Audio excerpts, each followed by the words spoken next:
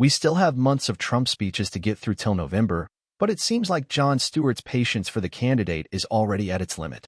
Of course, it gets a little harder to defend him when he utters the words, "I want to be a dictator," but The Daily Show took aim at Republicans that tried to frame this as patriotism. Before it got to Trump, however, there was a lot more to dissect from the week.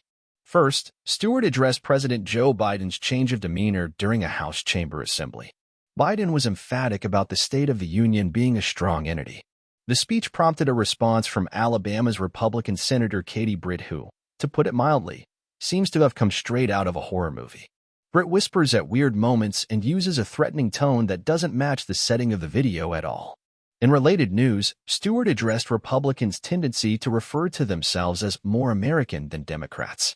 This is due to the fact that they randomly refer to the Constitution as their guidebook, but the host stressed that, more often than not, their conduct doesn't match the guidelines of the Constitution at all, and sometimes not even the Ten Commandments.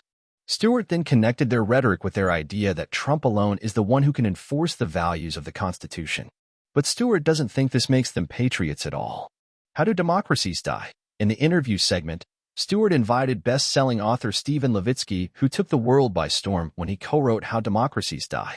Now, Levitsky is publishing another book, titled Tyranny of the Minority. During the interview, Levitsky spelled out that his intention with his previous book was to point out to Americans how they could identify signs that democracy might be in trouble. His new book is a follow-up and a response to people who were worried about how they could take action when they identified the signs.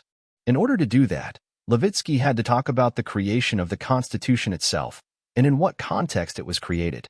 The author stressed that in the last half-century or so, the U.S. let go of thinking up ways to improve democracy and broke down why the idea of a dictatorship ended up sounding so irresistible to some people who support Trump's visions.